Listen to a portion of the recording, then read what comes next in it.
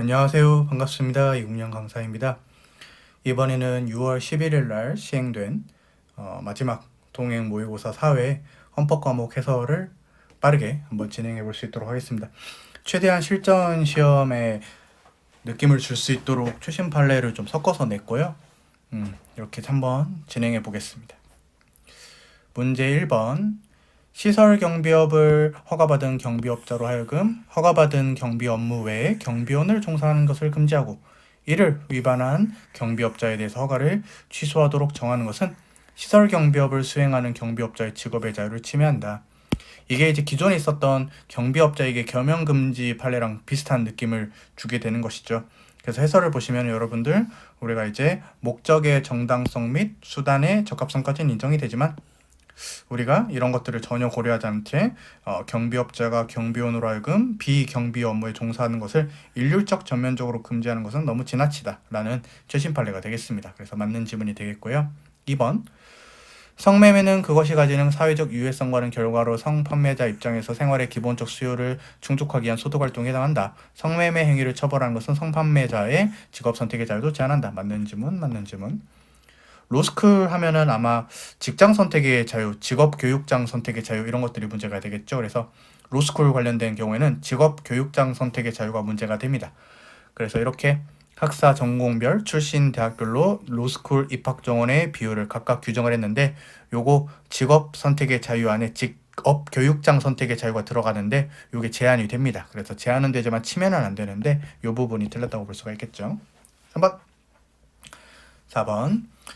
15조의 직업의 자유 또는 32조의 근로의 권리, 그 다음에 사회국가 원리 등의 근거에서 실업방지 및 부당해고로부터 근로자를 보호해야 될 국가의 의무를 도출할 수 있지만 이게 직접적인 직장 존속 보장 청구권, 이게 우리 직장 악마하게 해주세요 이렇게 되는 건데 이런 것들까지 인정할 수는 없다. 맞는 지문 되겠죠. 4번, 3번이 되겠습니다. 확인해보죠. 5, X, 5, 3번.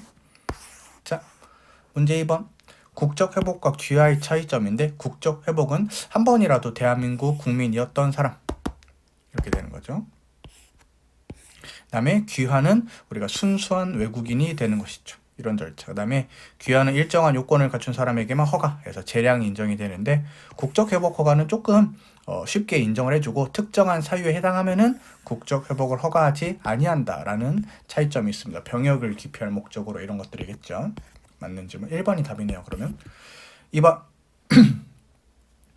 헌법 제2조 1항은 대한민국의 국민이 되는 요건은 법률로 정한다 해서 취득에 대해서도 위임하고 있고요. 그 다음에 전반적인 소유지와 상실에 관련된 규정을 위임하고 있다는 것으로 풀이할 수도 있어요. 틀렸고 3번. 외국 국적 포기 의무를 이행하지 않아 대한민국 국적을 상실했습니다. 재취득 문제죠. 그럼 1년 내에 외국 국적을 포기하면 되는데 별도 허가를 또 받을 필요 없고요. 신고로 가능합니다. 왜냐하면 이미 처음에 국적을 취득할 때 고생을 했기 때문에 재취득의 경우에는 허가를 또 받을 필요는 없다. 4번이 좀 까다롭죠. 대한민국 국민으로서 자진해서 외국 국적을 취득한 자, 외국 국적을 신고를 한 때가 아니라 취득한 때 이렇게 돼야 됩니다. 1번이 옳은 걸로 답이 되겠죠. 확인해보면 맞죠. 네. 그 다음에 3번. 주거침입 강제추행죄 또는 주거침입 준강제추행죄에 대해서 무기징역 또는 7년 이상의 징역에 처하도록 한 거. 요것은 이제 최신 판례로서 헌법에 위배가 되는 판례가 되겠죠. 그 다음에 2번. 입법자가 임의적 규정으로도 법의 목적을 실현할 수 있는데 우리가 구체적 사안의 개별성과 특수성을 고를 수 있는 가능성 일체 비자는 필요적 규정을 두었다. 그럼 취소 침해성 원칙 위배가 되죠. 틀렸고 3번. 무신고, 신고하지 않은 미신고 수입 물품의 경우에는 필요적 몰수, 헌법 위배되지 않습니다. 이렇게 틀리는 거고 4번. 우리가 금융회사 등 임직원의 수재 행위는 문제가 되기 때문에 공무원과 동일하게 가중처벌할 수 있다. 그래서 이런 판례도 헌법 위배되지 않는데 위배된다 했으니까 1번만 맞죠. 그래서 확인해 보면은 5, XXX 1번 맞습니다. 네, 문제 4번. 소비자 불매운동의 목표로서 소비자의 권익이란 원칙적으로 사업자가 제공하는 물품이나 용역의 소비생활과 관련된 것으로서 상품의 질이나 가격, 유통구조, 안정성 등 시장의 이익에 국한된다까지 맞는데요. 신문 자체는 정치적인 스탠스가 있을 수밖에 없죠. 그래서 있을 수밖에 없습니다. 그래서 소비자의 권익이랑 관련이 돼 있습니다. 정치적인 편향성이. 그래서 이것도 헌법이 보장하는 소비자 불매운동의 목표가 될 수가 있죠. 그래서 1번 틀렸고요. 2번 우리 123조 조항은 농어민의 자조조직을 육성을 의무, 이게 적극적 의무죠.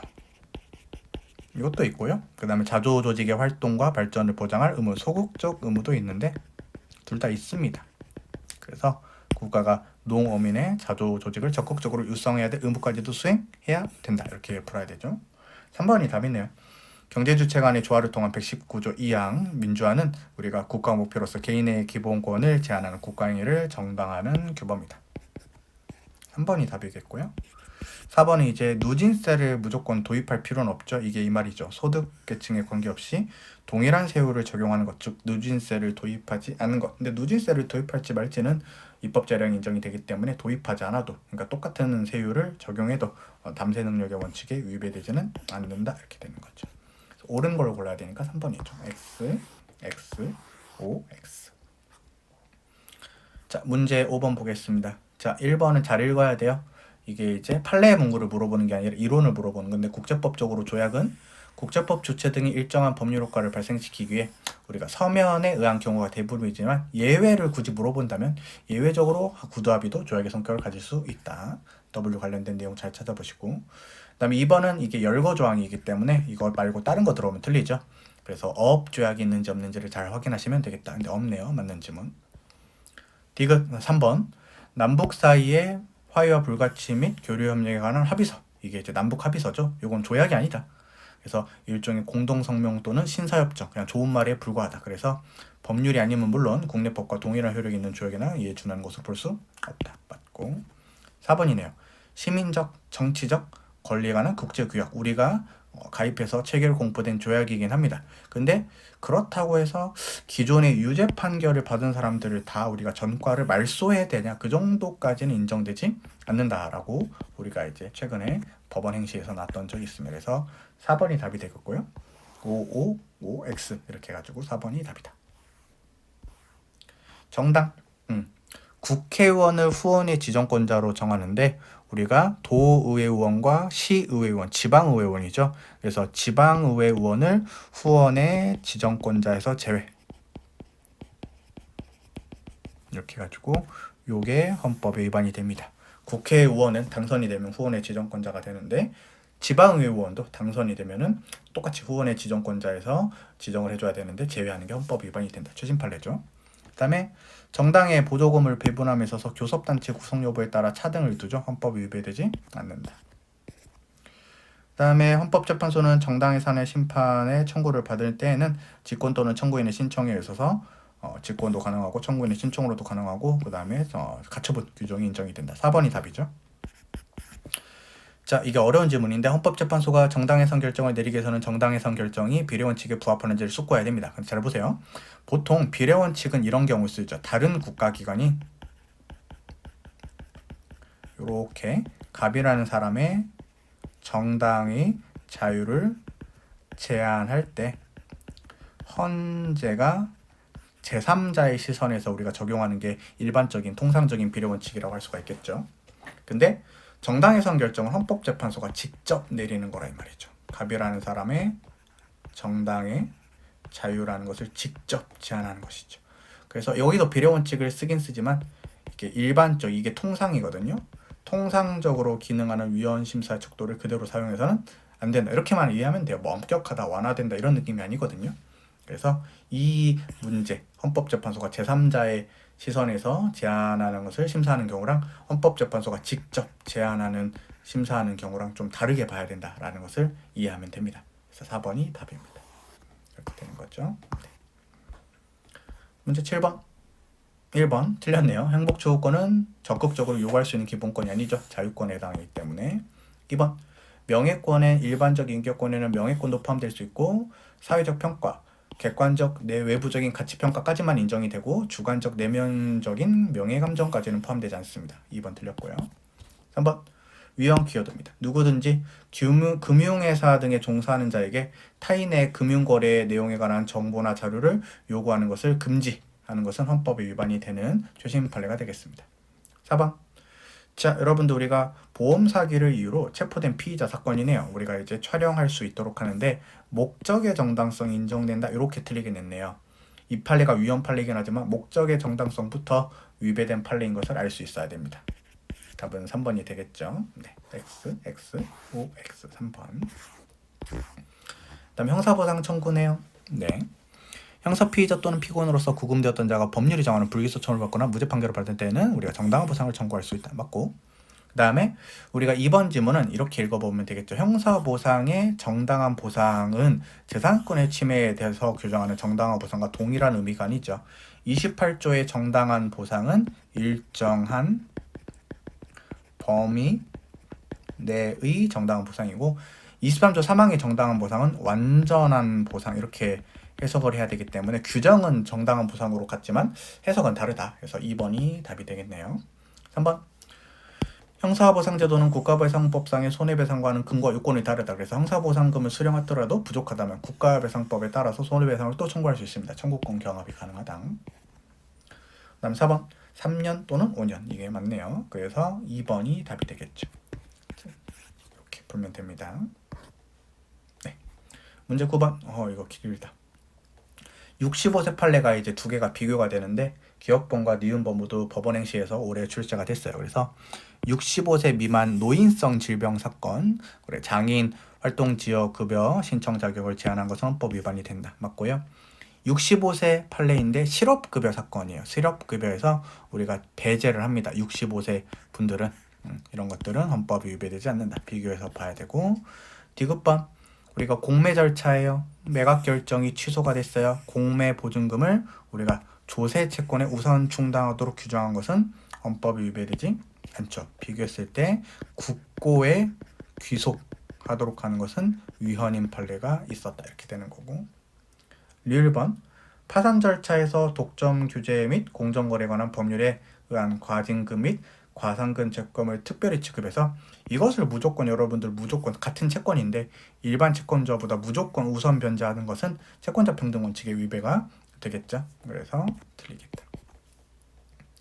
미음번 근로자가 사업주의 지배관리하에 출퇴근하는 도중에만 우리가 업무상 재해로 인정하는 것은 보통의 경우에는 근로자 같은 경우에는 일반 자기 개인이나 아니면은 대중교통 수단을 이용해서 출퇴근하는 경우가 훨씬 더 많을 텐데 이런 경우에도 산업재해 보상보호법상 보호를 해줘야 되는 거 아니냐. 근데 그런 거를 빼는 것은 헌법 위배가 된다라는 지문이죠. 그래서 틀렸다.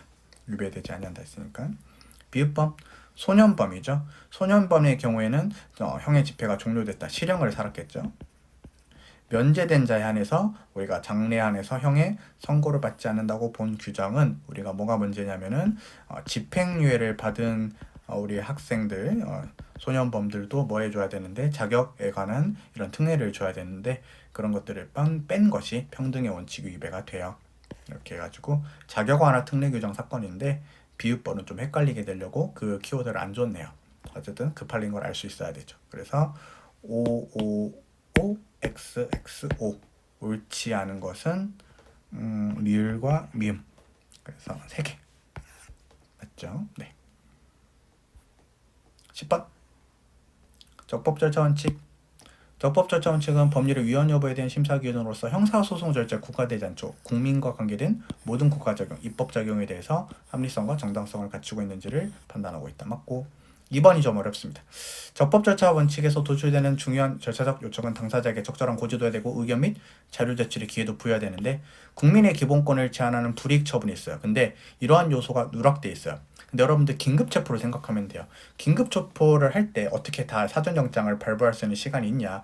그 다음에 여러분들 우리가 불법 게임물을 영장 없이 행정상 즉시강제로 강제로 갑자기 기습해서 수거하는 거 언제 여러분들 적절한 고지를 하고 그 다음 의견 및 자료 제출의 비율을 다 부여를 해요. 그래서 이런 것들이 있으면 좋은데 특정한 불이익 처분의 경우에는 이러한 요소가 누락됐을 수는 있어요. 개별적으로 판단해야 돼요.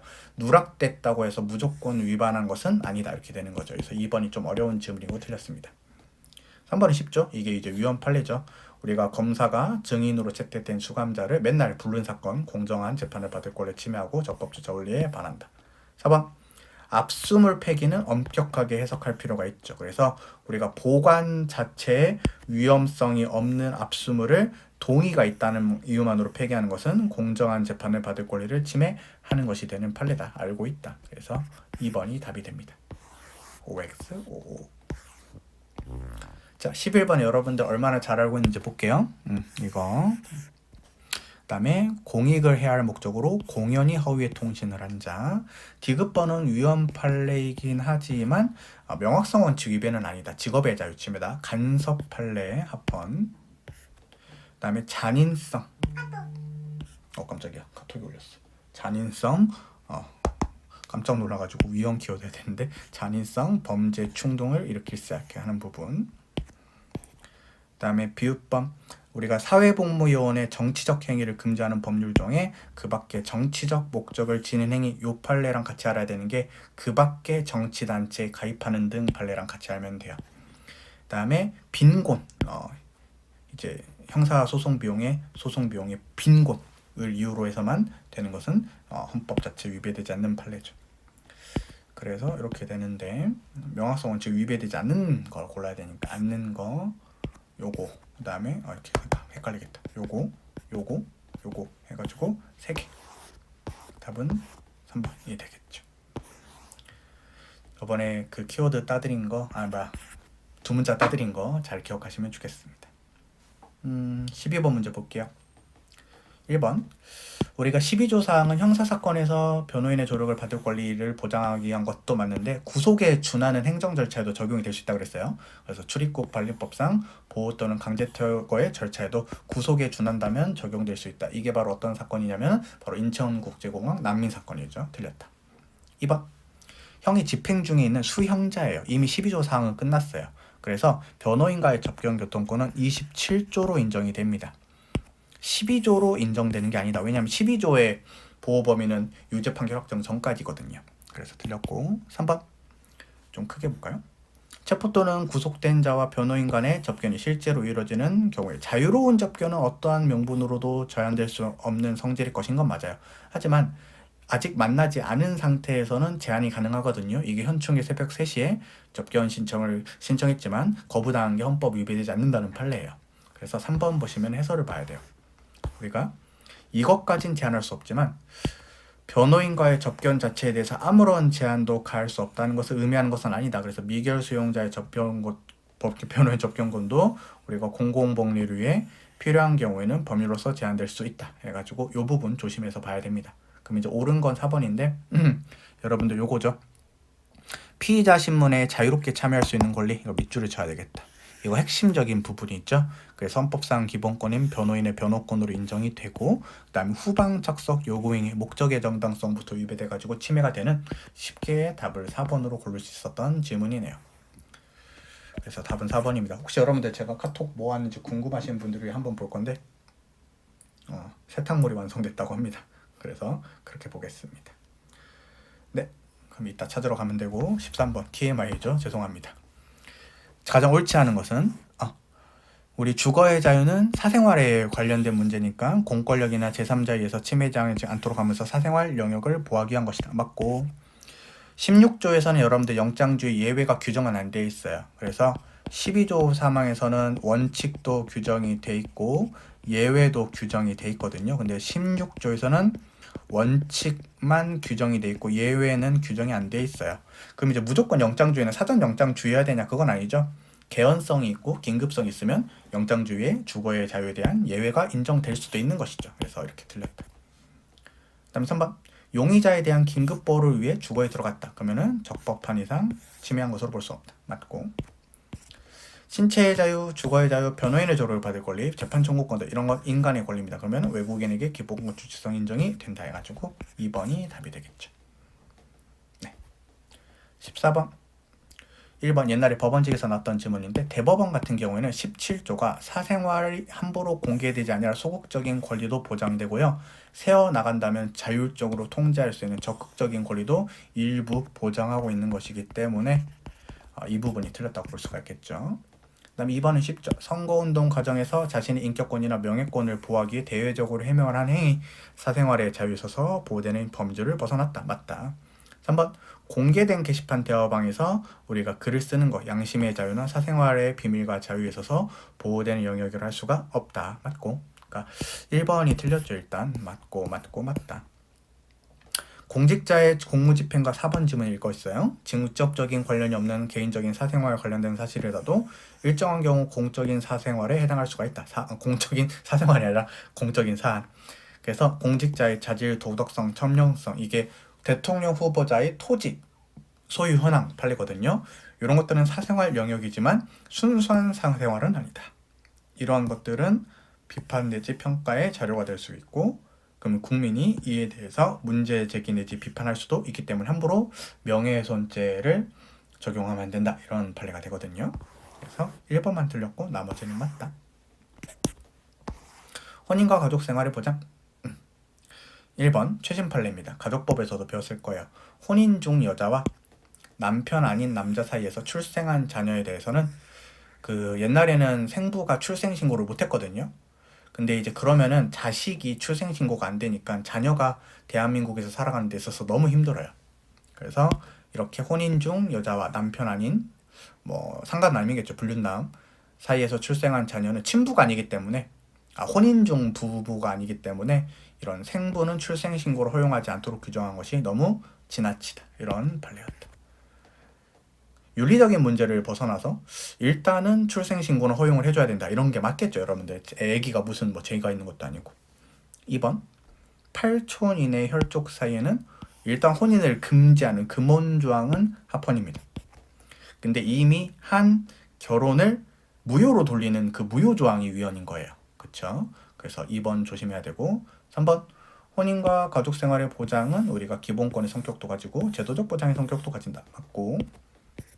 4번 누진과세 제도 하에서 우리가 이제 부부자산 소득 합산과제를 하면은 부부가 사실혼 관계의 부부나 독신자보다 부당하게 차별이 당하게 되죠. 그래서 헌법 제36조 1항에 위배가 된다. 그래서 최신 판례를 섞어서 냈다. 2번이 답이죠. 너무 크게 그렸어. 16번 잘 따라오고 계신가요? 근로 3권을 보겠습니다. 자, 여러분들 우리가 근로자 같은 경우에는 공무원인 근로자가 있잖아요. 그럼 이런 그림이 그려지는데 우리가 이렇게 그려야겠다. 이렇게 점선을 그릴 거예요. 공무원인 근로자는 일단 근로상권이 없어요. 근데 법률이 정하는 사람들은 근로상권이 있게 되거든요. 그러면은 갑이 있고 을이 있고 병이 있었을 때 공무원 갑을병 중에 지금 근로상권이 있는 사람들은 병이에요. 이 병은 법률이 정하는 자이기 때문에 근로상권이 존재한다. 그러면 기본권을 제한할 수 있고 과잉금지 원칙을 적용할 수 있어요. 근데 이 사람들은 지금 근로 3권이 없는 상태예요. 기본권이 없기 때문에 과잉금지 원칙을 적용할 수가 없어요. 왜냐면은 있는 걸 제한할 때 쓰는 게 과잉금지 원칙인데 없는 상태에서는 제한할 게 없습니다. 여러분들 보시면은 법률이 정하는 자 이외의 공무원이 지금 이 사람들이죠. 그럼 노동상권의 주체가 되지 못해요. 그럼 과잉금지 원칙도 적용될 수가 없습니다. 어려운 지문이고요. 이해를 해야 되는 지문이죠. 2번 5급 이상 공무원은 사실상 노무에 종사한다고 볼 수가 없기 때문에 노동조합 가입을 금지하고 6급 이하도 여러분들 업무 총괄자면은 사실상 노무에 종사하기보다는 약간 팀장급 이런 급이죠. 그래서 이런 경우에는 노동조합 가입을 금지하는 거 헌법에 위배되지 않는다. 좀 길게 합헌 판례다. 그 다음에 소방공무원을 노동조합 가입 대상에서 제외한 거 옛날에는 합헌이었어요. 근데 지금은 이제 여러분들 소방공무원 분들도 노동조합에 가입은 할 수 있는데 그게 이제 위헌이라서 바뀐 게 아니라 그때 당시에는 합헌이었던 거예요. 그래서 속지 말고 틀렸다고 해야 된다. 그 다음 4번 교원노조 가입 권한을 초, 중, 등 학교의 재직 중인 교원으로 한정하고 해직 교원을 제외하는 거 헌법에 위배되지 않죠. 그래서 4번이 옳은 거고 고를 수 있었다. 이렇게 XXXO. 근로의 권리 우리 32조 6항에 따라 우선적으로 근로의 기회 부여받는 것은 국가유공자 본인 맞죠? 상위군경 본인 유가족은 전몰군경에만 걸린다. 그럼 국가유공자 유가족은 여기에 포함되지 않는다. 맞는 지문이네요. 2번 근로자가 퇴직급여를 청구할 수 있는 권리는 32조 1항에 근로의 권리 본질적인 내용에 해당한다? 일단 여기서 약간 의심을 하고 모든 근로자가 헌법상 권리로서 퇴직급여 청구권을 가진다? 아닙니다. 우리 이것은 법률에 의한 형성이 필요한데요. 의한 형성. 왜냐하면 퇴직급여를 얼마 정도 일해야지 얼마를 받을 수 있느냐라는 게 헌법에 직접 규정이 안 돼 있습니다. 그래서 법률의 형성이 필요한데 이 법률이 어떻게 규정하고 있냐면 1년 이상을 근무해야지 퇴직금을 청구할 수 있다고 규정하고 있어요. 그러면 모든 근로자 중에는 1년 미만을 근무한 사람들이 있는데 이런 사람들은 헌법상 권리로서 퇴직급여 청구권을 가지는 것은 아닙니다. 그래서 2번이 틀렸어요. 3번이 맞네요. 3번 맞고 4번 맞겠죠. 근로의 권리는 사회적 기본권으로서 우리가 뭐 생계비를 준다, 일자리를 청구한다 이게 아니라 그러니까 직접 일자리, 삼성전자 꽂아주세요 이런 게 아니라 이런 정책을 요구할 수 있다. 맞고요. 근로의 권리는 개인인 근로자만 되죠. 노동조합은 주체가 될 수가 없다. 이것은 뭐 많이 나왔던 지문 중에 하나니까 풀 수가 있을 거예요. 2번이 답이 된다. 18번 1번 실질적인 평등 교육을 실현해야 될 국가의 적극적인 의무가 인정이 되는데 그렇다고 해서 뭐 강남 학생들처럼 다 300만 원, 500만 원씩 사교육비를 줘야 되냐? 그런 건 인정이 안 된다. 2번 자퇴를 포함해서 고등학교에서 퇴학한 날로부터 6개월이 지나지 않으면 검정고시 응시할 수 없어요. 이거 공교육을 정상화하기 위한 목적이기 때문에 헌법이 위배되지 않는다. 3번 우리가 이제 교육을 받을 권리는 특정한 교육 제도를 요구할 수 있는 권리, 예를 들어서 뭐 게임 관련된 거 초등학교 때부터 가르쳐 주세요. 아니면 뭐 초등학교 1, 2학년 때부터 영어 가르쳐 주세요. 이렇게 요구할 수 없고요. 수학 빼주세요. 특정한 교육제도나 교육과정의 배제, 수학 빼주세요. 이렇게 요구할 수 있는 것도 포함되는 것이 아니다. 이렇게 되는 거죠. 3번이 맞고요. 4번은 쉽죠. 급식 활동 필수 불가결한 거 아니죠. 핵심적인 것도 아니에요. 그래서 우리가 급식비 일부를 학부모의 부담으로 하는 것은 헌법이 위배되지 않죠. 3번이 답이 되겠어요. 쉽죠. 문제 19번. 국회 20명 이상의 소속 의원을 가지면 하나의 교섭단체가 된다. 하지만 다른 소수 의원으로 따로 교섭단체를 구성할 수 있다. 맞고 2번이 틀렸네요. 국회의장과 부의장은 제적용 과반수의 출석용 과반수의 득표가 아니라 그냥 제적용 과반수의 득표입니다. 밑에 있죠. 예결특위 50명이죠. 그 다음에 각 교섭단체 대표원의 요청으로 의장이 행합니다. 각 교섭단체 대표원의 요청으로 의장이 행한다. 그 다음에 4번 맞죠? 휴회 중이라도 대통령 요구했을 때 긴급화 필요했을 때 그리고 4분의 1이 시험에서 나오죠. 회의를 재개할 수 있다. 답은 2번입니다. 자, 통치구조 20번에 1번 우리 의사공개 원칙은 위원회나 소위원회 회의도 다 적용이 되죠? 틀렸습니다. 그 다음에 우리 알 권리는 정보공개 청구권이 있는데 개별적 정보공개 청구권도 있고 일반적 정보공개 청구권도 있다 그랬죠? 2번이 일단 맞고요. 3번 자, 위원회에서 의원이 아닌 자는 허가를 받아 방청할 수 있다 이건데 공개 원칙을 전제로 한 것이죠. 그래서 재량으로 할 수 있는 게 아니라 어쩔 수 없는 사정이 있는 경우에만 비공개할 수 있습니다. 4번은 틀렸죠? 우리 헌법은 회기 계속의 원칙을 취하고 있죠? 틀렸습니다. 여기 있다 하는 게 아니라 여기 있다 하는 게 낫겠네. 회기 계속의 원칙. 의결되지 못한 경우에는 폐기되지 않습니다. 다만 국회의원의 임기가 만료된 때는 폐기가 되겠죠. 원칙은 회기 계속의 원칙이다. 네. 21번 탄핵심판. 탄핵심판 여러분들 재헌헌법 때부터 있었어요. 틀렸고요. 2번 취임 전에 한 행위는 대통령 탄핵 사유가 되지는 않습니다. 3번 성실한 직책 수행 의무는 사람마다 판단 기준이 다를 수가 있기 때문에 원칙적으로 사법적 판단의 대상이 될 수 없습니다. 그러면 헌법 수호 의무는 돼요. 봐봐요. 헌법을 수호할 의무는 사법적 판단이 대상이 되는데 성실한 직책 수행 의무는 이거와는 달리 사법 판단의 대상이 되지 않습니다. 그렇죠? 그래서 3번이 답이죠. 그 다음에 4번 탄핵소추에 발의가 있을 때는 의장은 발의된 후 처음 개회하는 본회의 보고하고 본회의는 의결로 법제사법위원회 회부해서 조사하게 할 수 있습니다. 그럼 법제사법위원회 조사를 하게 한다면 그렇게 급한 건 아니다 이거고 법제사법위원회 회부해서 조사하게 하지 않는다는 것은 급하다는 건데 그러면 이제 24시간 이후 72시간 이내에 뭐를 해야 된다? 표결을 해야 돼요. 근데 만약에 표결 안 했다 하면은 폐기된 것으로 보죠. 이렇게 만약에 if 법사위에 회부하지 않기로 한 경우 그래서 해설했다가 여러분들 제가 규정해놨기 때문에 그냥 그 24시간, 72시간 부분도 같이 연결해서 보시면 좋을 것 같아요. 답은 3번. 문제 22번. 대통령의 임기가 정상적으로 만료될 때는 법원직에서 나왔지만 72일 내지 40일 맞고, 대통령이 갑자기 거리된 경우는 60일 맞고. 3번. 대통령 임기는 전임 대통령의 임기 만료일 다음날 0시부터 개시가 됩니다. 근데 전임자의 임기가 만료된 이후에 실시하는 선거가 뭐냐면은 대통령 임기는 정상적으로 만료가 됐는데 피치 못할 사정으로 미리 대통령을 못 뽑아놓은 거예요. 그래서 급하게 뽑아놓은 겁니다. 그런 경우 혹은 거리는 당선이 결정된 때부터 빨리 개시해야 되겠죠. 그래서 쉬운 질문들이었는데 요거 조금 헷갈릴 거니까 체크하고, 국법상행위 문서로 하죠. 그 다음에 군사에 관한 것도 또한 같죠. 그래서 4번이 어이없게 답이다. 문제 23번. 대법관이네요. 대법관, 대법원장이 제청으로 국회 동의를 얻어 대통령 임명하고 임기 6년이고 연임할 수 있죠.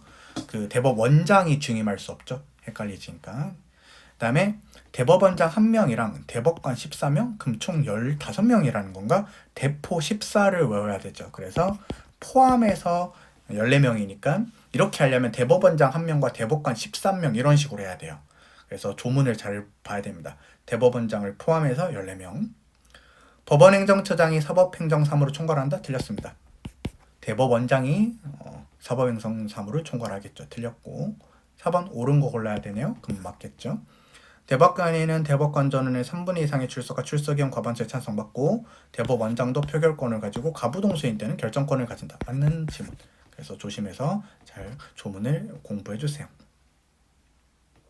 네. 24번.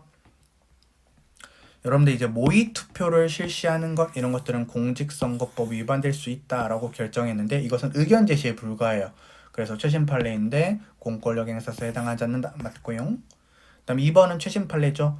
개성공단 운영 전면 중단 조치가 합헌이긴 한데 이게 국민의 재산권과 관련돼 있어서 정치적 결단을 요하는 문제이긴 하지만 사법심사의 대상이 되는 판례가 되겠죠. 그래서 최신 판례.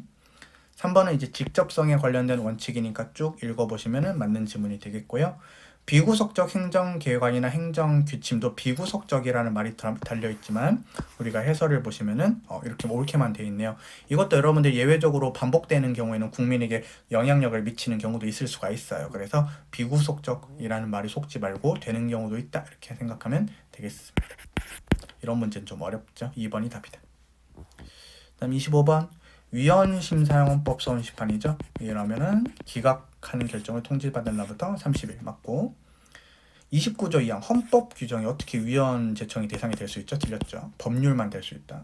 그 다음에 인용된 경우에는 이미 확정된 때더라도, 왜냐면은 여러분들 68조 2항의 경우에는 재판이 정지되지 않죠. 그래서 당해 사건이 먼저 확정이 될 수가 있어요. 하지만 나중에 위헌 결정이 되면 소급표 적용해서 재심 청구할 수 있다. 그러면은 이미 확정되어 종료되었다 하더라도 재판의 전제성이 소멸되었다 할 수는 없다. 맞는 지문. 4번. 무죄 확정 판결을 받으면 피고인의 경우에는 원칙적으로 재판의 전제성이 인정이 안 되지만 예외적인 경우에는 인정할 수도 있다. 이렇게 되는 거죠. 그래서 답은 2번이 되겠습니다. 그래서 이제 6월 말에 시험을 보게 되는데 여러분들 최선을 다해서 시험 잘 보셨으면 좋겠고요. 이게 조금이라도 여러분들 합격에 도움이 됐으면 좋겠습니다. 그래서 여러분들 면접반에서 뵐 수 있기를 고대하고 있겠습니다. 여러분들 그동안 저 수업과 교재, 그 다음에 이렇게 모의고사까지 다 잘 따라와 주셔서 너무 감사드리고요. 면접반에서 그동안 너무 고생했다, 이런 식으로 얘기할 수 있으면 좋겠네요. 여기서 마무리 지을 수 있도록 하겠습니다. 고맙습니다.